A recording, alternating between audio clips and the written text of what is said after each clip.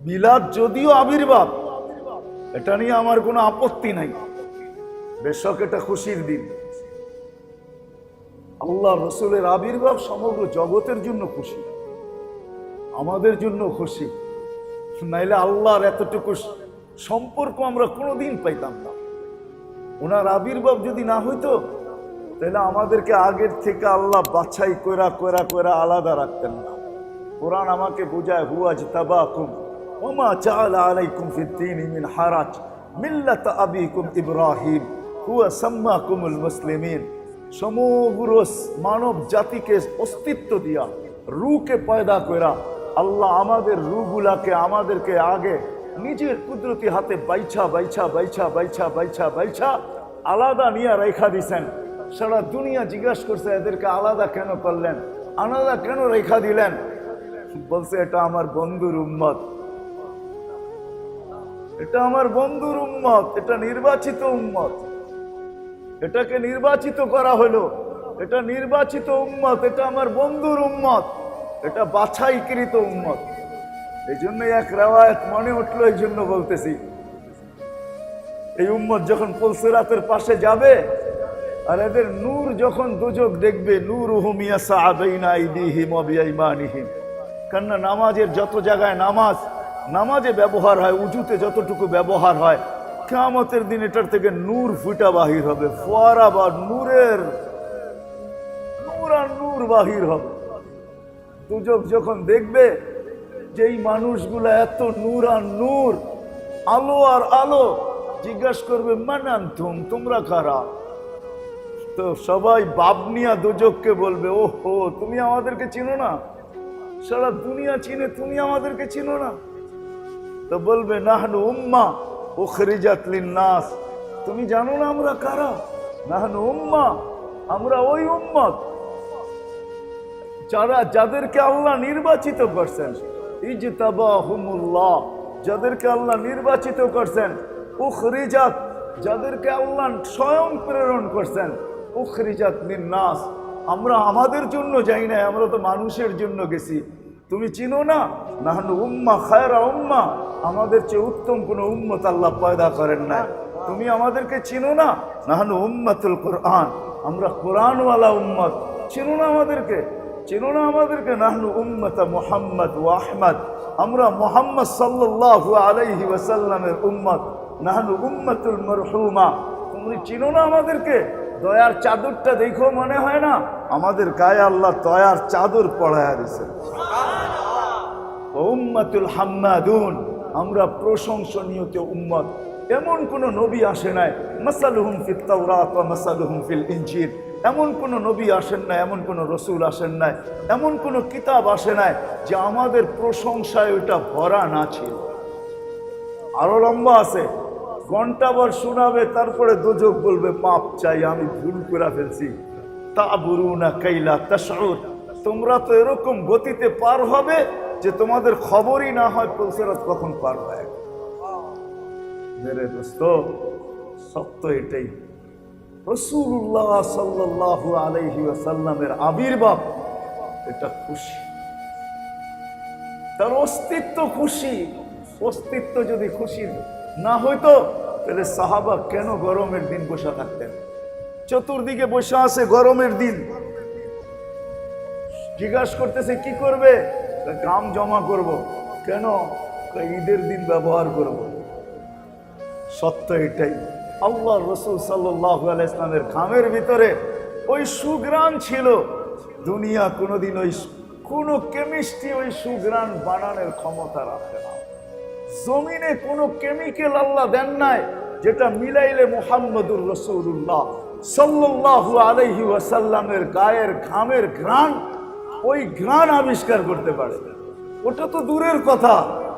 ওই কবরে আপনি এখনো যায় দেখতে পারেন, মাস্টার কবর এখনো রাখা আছে, ফেরাউনের বাড়ির কৃতদাসীর কবর এখনো রাখা আছে, যেই কবর থেকে এখনো সুঘ্রাণ বাহির হয়। যার নাকে একবার লাগছে, আমার বিশ্বাস মউত পর্যন্ত কোনো পারফিউমের কাছে পারফিউম মনে হবে না। আমি অ্যাড্রেস দিতে পারি, আপনি যে নাকে লাগায় আসতে পারেন। প্রতিদিন হাজারো মানুষ এখানে যায় ওই সুঘ্রাণ নাকে লাগানোর জন্য। যার নাকে একবার লাগে ও দুনিয়ার কোনো পারফিউমকে পারফিউম মনে করে না, লাগাইতে গেলে ওই ঘ্রাণ মনে হয় যেন অন্তরাল থেকে ছুটে আইসা ওকে ধিক্ষার দিতে থাকে। এই ঘ্রাণ তোর নাকে লাগার পরে তুই আর ঘ্রাণ লাগাস তো লাগাস কি করে? আর আল্লাহ রসুলের ঘ্রাণ। তাবী ছিলেন, মদিনা মুনাওয়ারার ইমাম ছিলেন আসেম রহমতুল্লাহ আলাইহি। উনি যখন কেরাত পড়তেন তো পুরা মসজিদে নববী না, পুরা মসজিদে নববীর আঙ্গিনা না, দূর দূর পর্যন্ত কেরাত যখন মাগরিব এশায় ফজরে পড়তেন তো সুঘ্রাণ ছড়াইতে থাকতো। আবার যখন উনি কথা বলতেন তখন সুঘ্রাণ পুরা এলাকায় মোহিত হইতে থাকতো। তো সবাই একদিন জিজ্ঞাসা করছে, আসেন আপনি আমাদের ইমাম, আচ্ছা এই কথা বলেন, আপনি কথা বলতে থাকলে সুঘ্রাণের তুফান কোত্থেকে চলে, কেরাত পড়তে থাকলে সুঘ্রাণ কোত্থেকে আসতে থাকে? তো বলছে, শোনো, বলার ছিল না কিন্তু বলতে বাধ্য হইলাম। আমি একদিন স্বপ্নে দেখি আল্লাহ রসুল শাইখাইনকে নিয়ে আসছেন। শাইখাইন চিনেন? আবু বকর আর ওমর রাদিয়াল্লাহু তাআলা আনহু, ওনারা শাইখাইন। ওনাদেরকে নিয়ে স্বপ্ন যুগে আসছেন। আর এসব বলছে, আসেম তোমার কেরাত বড় সুন্দর, একটু কোরআন শোনাও তো। তো বলছি, ইয়া রাসূলুল্লাহ, কোরআন আপনার উপরে নাযিল হয়েছে আর আমি শোনাবো? তো আল্লাহ রসুলের অনুরোধে কোরআন শুনাইছেন, যতটুকু শুনাইতেছিলেন। তো যখন কোরআন শোনানো শেষ তো আল্লাহ রসুল সাল্লাল্লাহু আলাইহি ওয়াসাল্লাম বলছেন, আসেম জিহ্বা বাহির করো। তো যখন জিহ্বা বাহির করছেন, স্বপ্নের ভিতরে আল্লাহ রসুল নিজের লোয়াব তার জিহ্বায় মাইখা দিছেন। ওই দিন থেকে যখন মুখ খুলতেন তো সুঘ্রাণের তুফান বাহির হইতে থাকে। যার থুতুতে এরকম সুঘ্রাণ, তার আদর্শে কি সুঘ্রাণ? আজকে তো আমরা দুনিয়াকে আদর্শ দেখাইতে পারি না, যার কারণে দুনিয়া আমাদের উপরে আঙ্গুল উঠায়। যদি আদর্শ দেখাইতে পারতাম তাহলে দুনিয়া আঙ্গুল উঠাইতো না, বরং মাথা নত করে এই আদর্শের ছায়ার নিচে আসত। রাগ হেন না, আমি তো নবীর কথাই বলবো, আর কার কথা বলবো?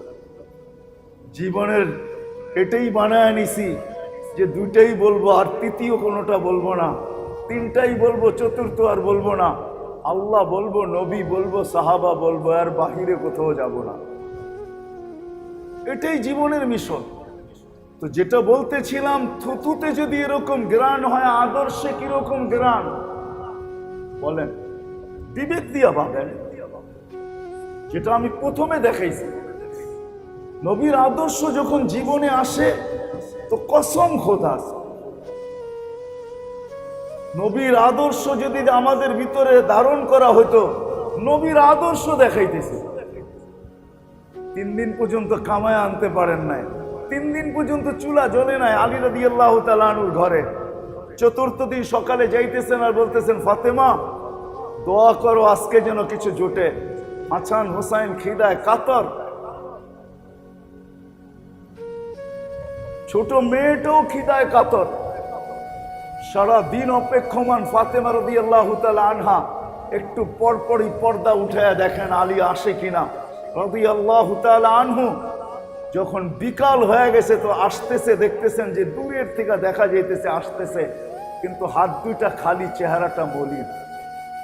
যখন বিলকুল কাছে চলে আসছে, আওয়াজ এখন আর পর্দার বাহিরে যাবে না, পর্দা নষ্ট হবে না। ডাক দিয়া জিজ্ঞাসা করতেছে, আলী? চোখে চোখ করছে, বলছে চেহারা মলিন কেন? তো বলছে, ফাতেমা আজকেও কিছু জোটে না। স্ত্রী সান্ত্বনা দিতেছেন, আমি আদর্শ দেখাইতেছি। স্ত্রী সান্ত্বনা দিতেছেন, ওয়াজাদনা শাকারনা লাম নাজিদ সাবারনা। আলী, পাবো তো শুকরিয়া আদায় করব, না পাবো তো সবর করব। দুনো অবস্থায় আল্লাহ আমাদের সাথে, আল্লাহ আমাদেরকে ভালোবাসবেন। ইউহিব্বুস সাবিরিন ওয়া ইউহিব্বুশ শাকিরিন। আল্লাহ আমাদের সাথে। আলী, আল্লাহ যাদের সাথে থাকে, ফালা ইউনাসিবু লানা আন নাকুনা মাহজুন। আলী, যাদের সাথে আল্লাহ থাকে তাদের চেহারা মলিন হওয়ার শোভা পায় না। তোমার চেহারা মলিন কেন? হাস্য উজ্জ্বল চেহারা না কেন? মলিন কেন? হাসো। তাইলে দরজা খুলবো, নাইলে কিন্তু খুলবো না। স্বামী স্ত্রীর ব্যাপার, আলী হাইসা দিছেন, দরজা খুলছেন। তারপরে একটা আলী রাদিয়াল্লাহু তাআলা আনহুর কথা উনি বলছেন, খায়রুন নিসা নিসা ফাতেমা, ফাতেমার চেয়ে উত্তম কোনো মেয়ে নাই। আল্লাহ অস্তিত্বই দেন না, আবার দিবেন কোত্থেকে? নাইলে মেয়েদের ঝান্ডা তার হাতে আসলো তো আসলো কি করে? যখন ঘরে ঢুকতেছেন তো আলী রাদিয়াল্লাহু তাআলা আনহু বলতেছেন, ফাতেমা সাররাত ওয়া তাবাসসামাত, ফাতেমা মুস্কি মুস্কি হাসতেছিল আর খুশিতে আত্মহারা ছিল। তো আমি দোয়া না দিয়া পারি নাই, আমি কাঁধে হাত রেখা দোয়া দিছি, রহিমাল্লাহু ইমরাআতান, ও ফাতেমা তুই না, শুধু তুমি না, তোমার মতো যে মেয়েরা কিয়ামত পর্যন্ত হবে সবার জন্য আমি রহমতের বৃষ্টির দোয়া দিলাম। বলছে, ফাতেমা এটা কোত্থেকে শিখলে? বলছে, আব্বা শিখায়। বলে, এই জন্যই নাকি তুমি এক টোকায় দরজা খোলো?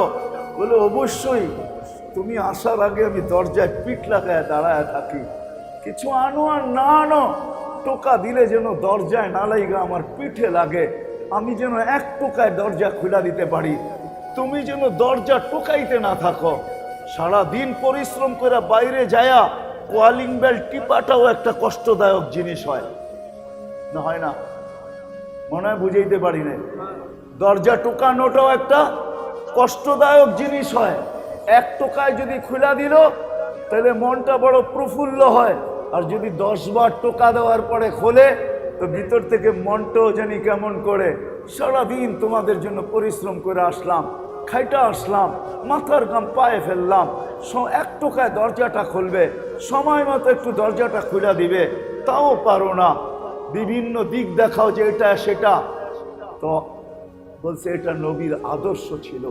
যদি আদর্শ আমরা আদর্শবান হইতাম, আপনাদেরকে আমি কতগুলা গণায় দেখাবো। বাপ যদি নবীর আদর্শ, হায় বাপ যদি নবীর আদর্শে আদর্শবান বাপ হইতো, তাহলে কোন সন্তান মা বাবার কি বলে, কোন সন্তান মা বাবার বিরুদ্ধে যেতে পারে না, মা বাবার নাফরমান হইতে পারে না। কোন সন্তান, হায় হায় আজকে তো আমাদেরকেও দেখতে হয়, শুনতেও হয়, পড়তেও হয়, সইতেও হয় যে সন্তানের হাতে মা বাবার জান, সন্তান মা বাবাকে হত্যা করে। এই আদর্শ তো আইয়ামে জাহেলিয়াত ছিল না। আব্দুর রহমান ইবনে আবু বকর বলতেছিল, বাবাকে, বাবা বদরের যুদ্ধে বহুতবার তুমি আমার তরবারির নিচে চলে আসছিলা, আমি হাতও দিয়া দিছিলাম তরবারিতে, কিন্তু আমার ভিতর আমাকে চিৎকার দিয়া বলতেছিল যে বাপের উপরে তরবারি চালাবি তো চালাবি কি করে? আমার দিল আমাকে চিৎকার দিয়া বলতেছিল, বাপের উপরে তরবারি চালাবি তো চালাবি কি করে? আমি বাবা সরে গেছি, তোমার উপরে তরবারি চালাই না। আইয়ামে জাহেলিয়াত তো ছিল না, ওইখানে তো দিলের একটা চিৎকার ছিল।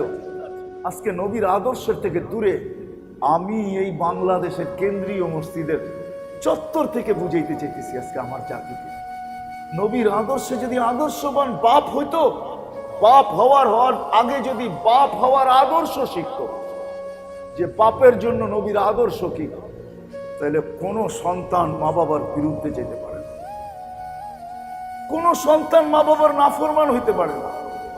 স্বামী হওয়ার আগে যদি স্বামী হওয়ার আদর্শ শিখতো তো কোনো স্ত্রীর হাতে কোনো স্বামীর জান চাইতে পারে না, কোনো স্ত্রী স্বামীর বিরোধিতা করতে পারে না। সে তো আনলো খুশি হবে ফাতেমার মতো, না আনলো দরজা খুলা দিবে। বলেন সুখের জীবন। কোন স্ত্রী যদি স্ত্রী হওয়ার আগে স্বামীর আদর্শ, আল্লাহ রসুলের থেকে স্ত্রী হওয়ার আদর্শ শিখে, তাহলে আমার মনে হয় না সারাদিন পরিশ্রম করার পরে যখন বাড়িতে ফিরবে, আমার মনে হয় সত্য এটাই হবে যে স্ত্রী এই কথা বলবে, তুমি ঘুমাও, আমি পায়ে একটু তেল লাগায়া দিই, মাথায় একটু তেল লাগায়া দিই, শরীরটা একটু ম্যাসেজ করে দিই। আপনি যদি বলেন তুমি ঘুমাবে না, বলবে আমি তো সারাদিন খাটটার পাশেই থাকি, আমি তো সারাদিন ঘরেই থাকি, খাটটা তো আমার চতুর্দিকেই থাকে, আমি পিঠটা দিনে লাগায় নিব। তুমি তো অফিসে যাও, তুমি তো কাজে যাও, 4টায় তো পিঠ লাগানো যায়, কিন্তু পিঠ শরীরটা লম্বা করা যায় না। তুমি তো কোথাও দিনে পিঠ লাগাইতে পারো না। সারাদিন অনেক সেলসম্যান আছে, সারাদিন দাঁড়ায় সেলসম্যানের কাজ করতে হয়। তুমি তো সারাদিন দাঁড়ায় থাকো, আমি তো কখনো তুমি সুযোগ পাও না একটু আরাম করার। তুমি আরামে ঘুমাও, আমি শরীরটা একটু মেসেজ করে দেই, আমি ঘুমটা দিনে পুরা করে নিব। তুমি তো আমাদের সংসারটা দেখতেছ। আরো না জানি কত মনের কথা বলতো, আর স্বামীকে আরামে ঘুম পড়াইতো। যদি স্ত্রী হওয়ার আগে সে নবীর আদর্শকে শিখত, সন্তান যদি সন্তান হওয়ার সাথে সাথেই মা বাবা কি জিনিস এই আদর্শ শিখত। হয় মনে উঠলো আমার, যখন বিদায় হজে যাইতেছিলেন আল্লাহ রসুল, বিদায় হজে যখন যাইতেছিলেন সাল্লাল্লাহু আলাইহি ওয়াসাল্লাম, আম্মা জানের কবর আমি 2 বার দেখছি, বিদায় আমার অনুভূতিটা একটু বেশি। আমি 2 বার আম্মা জানের কবর দেখছি, আবু আমি 2 বার গেছি। যখন ওই কবরের পাশে আসছেন 70,000 সাহাবা ছিল, সবার থেকে অনুমতি নিছেন আমি মার কবর জিয়ারত করতে যাব, তোমরা কেউ উপরে আসবে না, আমি একটু মন গোড়া মার কবর একা একই জিয়ারত করব। উপরে উঠা গেছেন, একটু পরে কান্নার আওয়াজ আসতেছিল। সাহাবা তো সাহাবাই, ঠিক না? ওরকম ভালোবাসা আমরা প্রত্যেকে দেখাবো, আর ওরকম মানাই আমরা প্রত্যেকে দেখাবো। সামিনা ওয়া আতানা, কোরআন যাদের প্রশংসা করেন, কোরআন যাদেরকে দুনিয়ায় থাকা অবস্থায় 1500 মেডেল দিচ্ছেন, 1500, কোরআনে 1500 আয়াত আছে সাহাবাদের সামনে। ওলামা একরাম ভালো মতে নোট করে নিয়ে যান, 1500 আয়াত আছে সাহাবাদের প্রশংসায়। আপনি আঙ্গুল উঠাইলে হবে কি? কিছু আসে যায় না। আল্লাহ সর্বশেষ মেডেল যেটা দিয়েছেন, কুল্লুন ওয়াদাল্লাহুল হুসনা, নবীজি বলে দেন সবার সাথে আমার জান্নাতের ওয়াদা। দুনিয়া যত আঙ্গুল উঠাক তাতে কিছু আসে যায় না। সাহাবা কান্না সইতে পারতেছিলেন না। আলী রাদিয়াল্লাহু তাআলা আনহু তখন ছিলেন না, উনি ইয়ামানে ছিলেন। উনি হজে এসে শরীক হয়েছেন ইয়ামান থেকে। ছিলেন উসমান রাদিয়াল্লাহু, আবু বকর সিদ্দিক রাদিয়াল্লাহু তাআলা আনহু, উমর রাদিয়াল্লাহু তাআলা আনহু, উসমান রাদিয়াল্লাহু তাআলা আনহু। 3 জনের পায়ে ধরছেন যে সাহাবা একরাম উপরে যাও না, কান্নার আওয়াজ আসতেছে। আমাদের কলিজার টুকরা, চোখের মণি, মাথার তাজ, আমাদের জীবন মুহাম্মদুর রাসূলুল্লাহর কান্নার আওয়াজ কেন আসতেছে? 3 জন উপরে উঠছেন তো আল্লাহ রসুল মার মাথার কাছে বসে কাঁদতেছিলেন আর বলতেছিলেন, উম্মি উম্মি, মা 6 বছর বয়সে এইখানেই মা বুকে নিয়ে দুনিয়ার থেকে চলে গেছেন। ওইখানে 6 বছর বয়স ছিল মুহাম্মদুর রাসূলুল্লাহ সাল্লাল্লাহু আলাইহি ওয়াসাল্লামের। ওইখানেই বুকে টাইনা নিয়ে বলছিলেন, কুল্লু হাইয়িন মাইয়িতুন, প্রত্যেক জীবিতকে মরতে হয়, কুল্লু জাদিদিন বাল, সমস্ত নতুনকে পুরান হইতে হয়। বেটা আমি চললাম। শুধু এক মহিলা ছিল, উম্মে আইমান ছিল, আর কেউ ছিল না। আর মুহাম্মদুর রাসূলুল্লাহ 6 বছর বয়সে ছিলেন। জানি না কবর এই মহিলা কি করে দিয়েছেন। এখনো লোকালয় বহুত দূরে, আর 1400 বছর আগের লোকালয় কেমন ছিল এটা আল্লাহই জানে। ওই 6 বছর বয়সে মাকে ওইখানে রেখে আসছেন।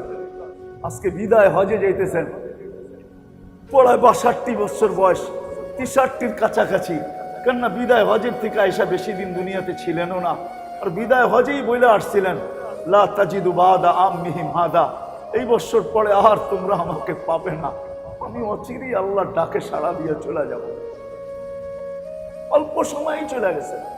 মুহররম, সফর, রবিউল আউয়াল, জিলহজ, তারপরে আসছে মুহররম, তারপরে আসছে সফর, তারপরে 12ই রবিউল আউয়াল। 2.5 থেকে 3 মাস ছিলেন হজের পরে, তারপরে দুনিয়া ছেড়ে চলে গেছেন।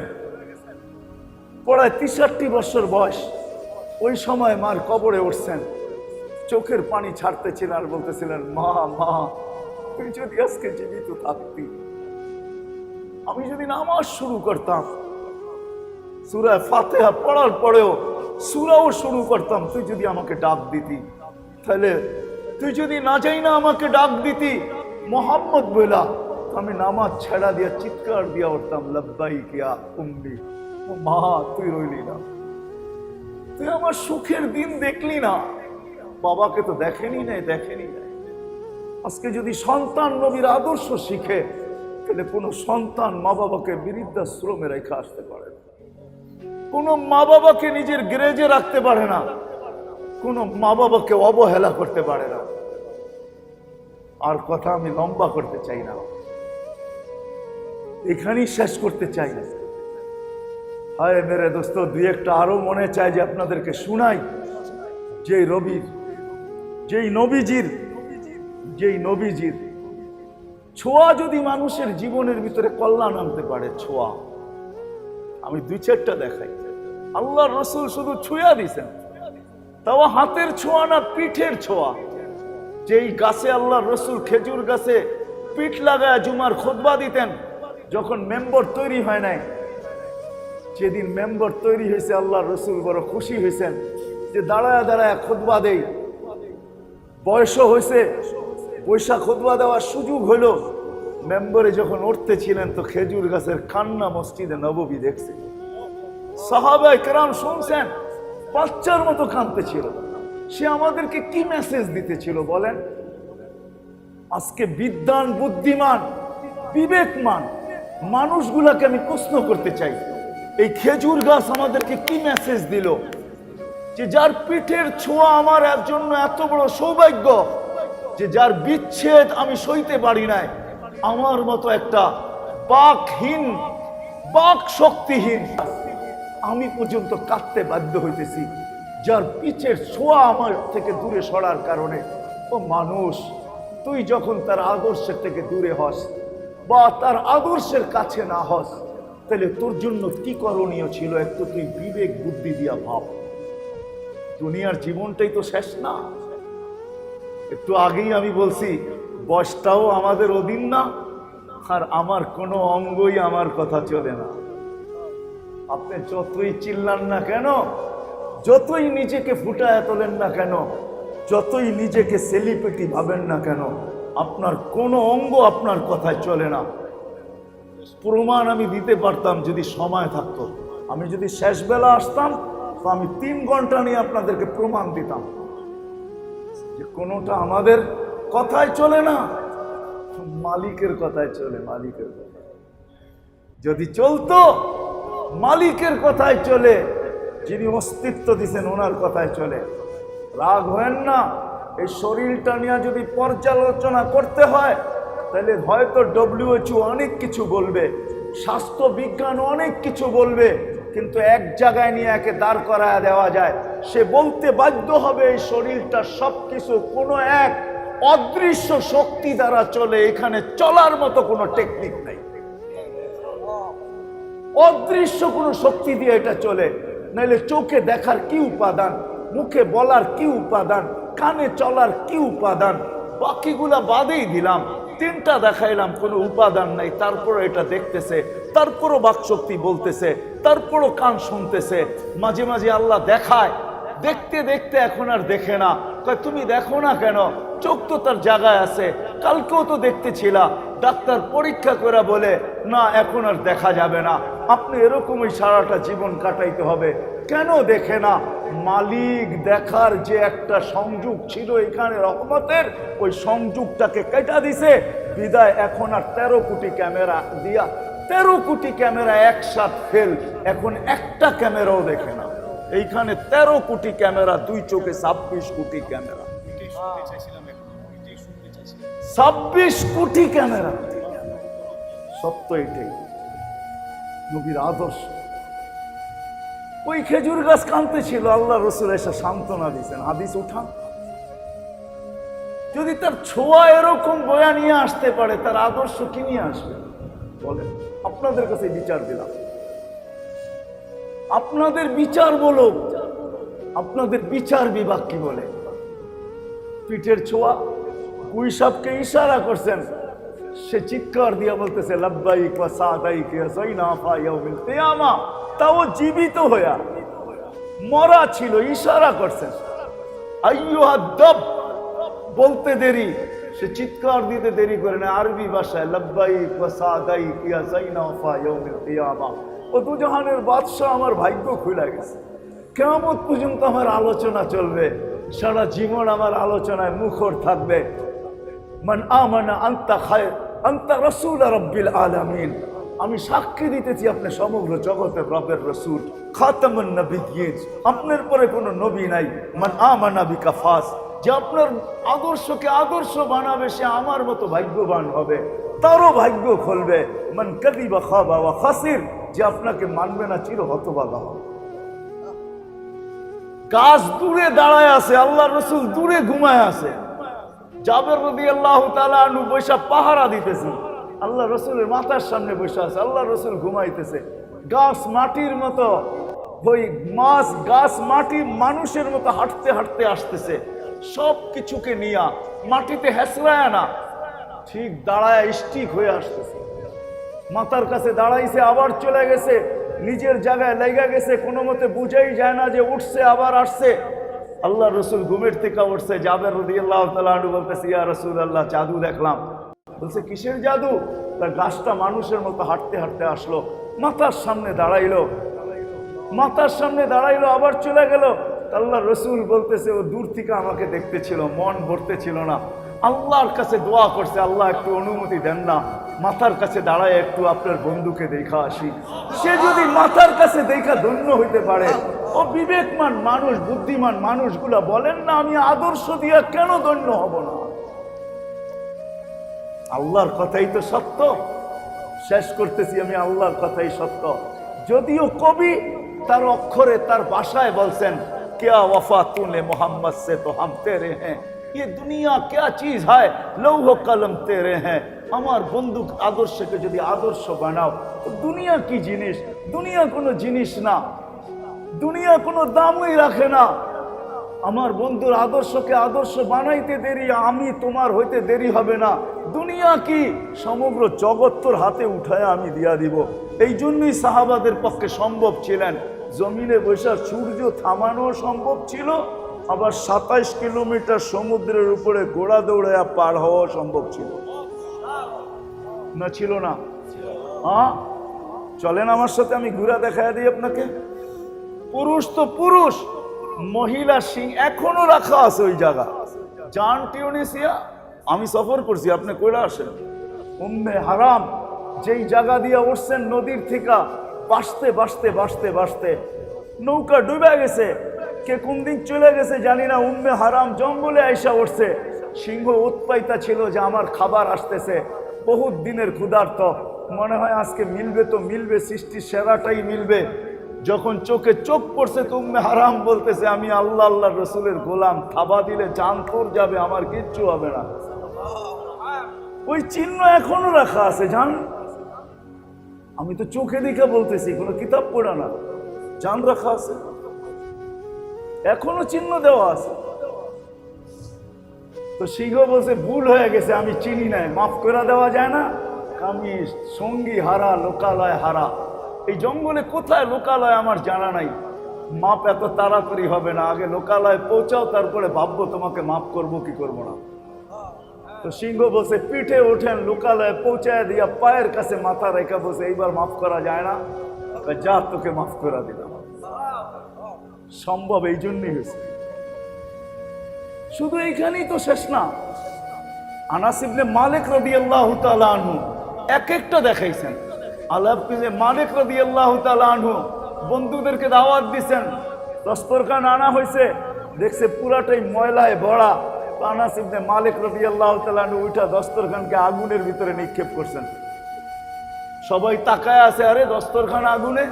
একটু পরে টান দিয়া বাহির করছেন, দস্তরখান ময়লা সব পুরা ছাই হয়ে গেছে।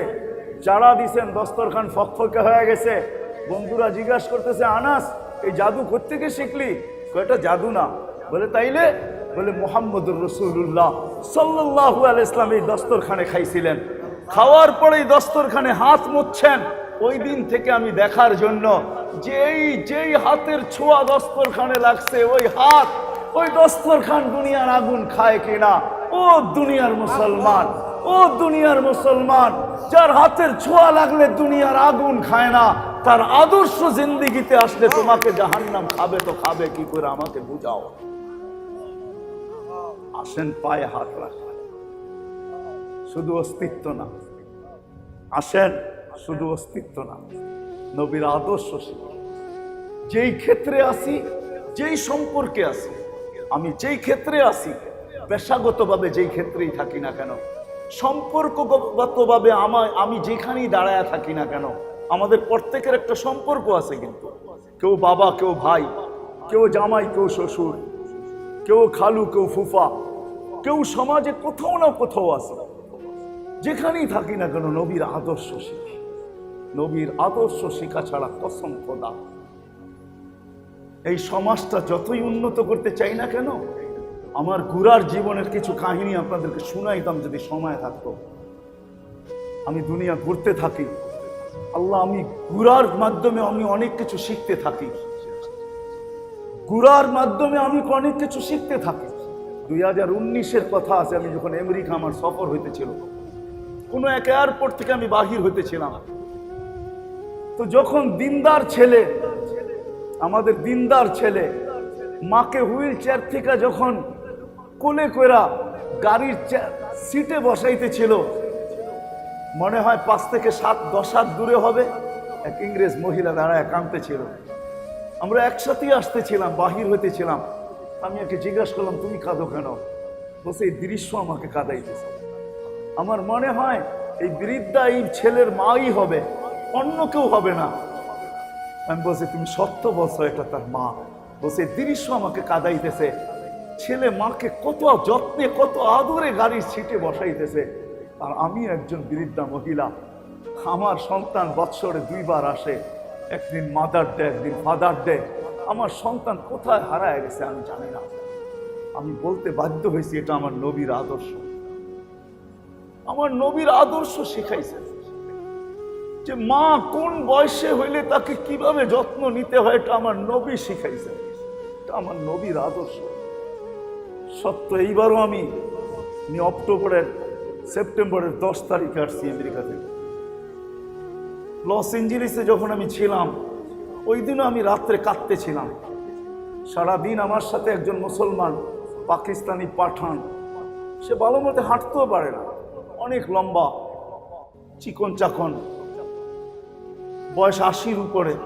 সারাদিন আমাদের সাথে ছিল। এশারের পরে যখন চলে যেতেছিল, তো মুসাফা করে চলে গেছে, আমি মনে করছি সে বাসায় যেতেছে। শেষ রাত্রে যখন আমি উঠছি, সাথীরা অনেকেই ঘুমন্ত ছিল, তাবলিগি সফর ছিল আমার। শেষ রাত্রে কিছু আমল থাকে, আমি যখন উঠা শেষ করে বাহিরে দাঁড়ানো ছিলাম বারিন্দায়, তো আমি দেখতেছি গেট থেকে ওই লোকটাই ঢুকতেছে, হাতে একটা পলিথিন আর গায়ে সিকিউরিটি গার্ডের পোশাক। Security guard.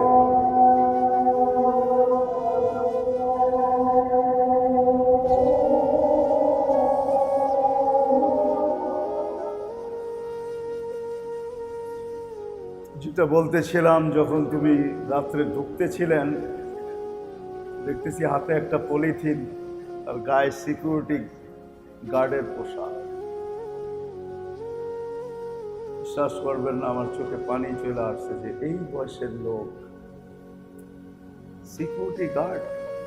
জিজ্ঞাসা করলাম, তো বললো, হ্যাঁ বাবা, আমি এই চাকরি করি, এশারের পরে যাই, ফজরের সময় আসি। বাস্তবিক সত্য এটাই। রসুলের আদর্শ যদি থাকতো, তাহলে এই বয়সের বাবাকে কোনোদিন সন্তান শিশু বয়সে সে যেরকম, তাকে যেরকম বাবে বুকের ভিতরে নিয়ে, আমাদের বহুত সন্তানই আছে। আমরা যারা বাবা, কত রাত্রই না আমার সন্তান আমার বুকের উপরেই ঘুমায় রাত কাটাইছে, ঠিক না? না কাটায় না? এই বয়সে তো বাবাও আমার বুকের উপরে বয়স ঘুমায় রাত কাটানোর কথা ছিল। নবীর আদর্শ না থাকার কারণে এই জন্য আসেন, আবির্ভাবের সাথে সাথে, শানের সাথে সাথে জাযায়ে খায়ের দেখ ইসলামিক ফাউন্ডেশনকে। আমি তো বলতেছিলাম এই বছর বাড়ি রবিউল আউয়াল থেকে, যে এরকম সিরাতের আলোচনা পুরা মাস প্রত্যেক মসজিদে হওয়া উচিত ছিল, প্রত্যেকটা মহল্লায় হওয়া উচিত ছিল, যাতে আমরা জানি যে নবীর আদর্শ, নবী আমাদেরকে কি দিতে আসছেন, কি দিতেছেন, কি দিবেন। কসম খোদার এখনো কিন্তু চোখের পানি কবরে বসে ঝরাইতেছে। হায়াতুন নবী, কোনো মামাতুন নবী না। আমাদের রসুল সাল্লাল্লাহু আলাইহি ওয়াসাল্লাম কবরে এখনো জীবিত। এখনো উম্মতের জন্য চোখের পানি ঝরায়। বিদায় আসেন আমরা রসুলের আদর্শ শিখি। আলহামদুলিল্লাহ, রসুলের আদর্শের উপরে ফাউন্ডেশনের বহুত কিতাব আছে, এগুলা নিজে কালেকশন করি, পড়ি। ওলামায়ে কেরামের তো অভাব নাই আমাদের দেশে। দুনিয়াতে একটাই দেশ, যেই দেশের বিকল্প দুনিয়ার কোথাও নেই, সেটা বাংলাদেশ। আমি দুনিয়া ঘুরা বলতেছি, এই দেশের মতো সহজ শিক্ষা, আলেম ওলামা, এই দেশের মানুষের মতো, আমি তো এখন এটাও বলি যে এই দেশের মতো আশেক দুনিয়ার কোথাও পাওয়া যায় না।